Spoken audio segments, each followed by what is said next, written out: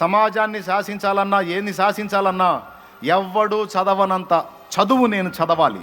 నన్నెవడు అందుకోకూడదు, నన్నెవడు reach కాకూడదు, నా అంతస్తుకు చేరాలంటే వాడి వల్ల కాకూడదు. అలాంటి ఉన్నతమైనటువంటి ప్లేస్లో నేను ఉండాలి. మనాళ్ళు ఒక దేశానికి పోయారంట, రాజ్యాంగ రచన కోసం, కొన్ని సలహాల కోసం. ఆ దేశంలో ఉన్న నాయకుడు చెప్పాడంట, ప్రపంచ మేధావిని మీ దేశంలో పెట్టుకుని నా దగ్గరికి వచ్చారేమని.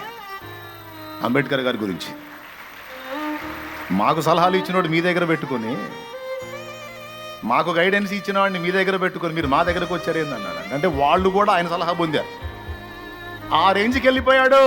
చదువుతున్నాడు, విదేశాల్లో చదువుతున్నాడు. భార్య డబ్బులు పంపిస్తుంది, భార్య కష్టపడి పనిచేసి డబ్బులు పంపిస్తుంది. బాగా వినండి, ఏదైనా భూమి మీద మనం పుట్టాము, బ్రతుకుతున్నాము, జీవితంలో మనుగడ సాగిస్తున్నామంటే ఒక రోషం, ఒక పట్టుదల, ఒక గురి, ఒక భారం, ఒక దర్శనం, ఒక గమ్యం. ఆడ మనిషికైనా మగవాడికైనా ఆ గురిని పెట్టుకొని బ్రతకాలి.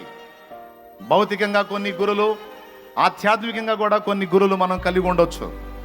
ముఖ్యంగా నేను ఫస్ట్ భౌతికమైన వాటి గురించి మాట్లాడుతున్నాను.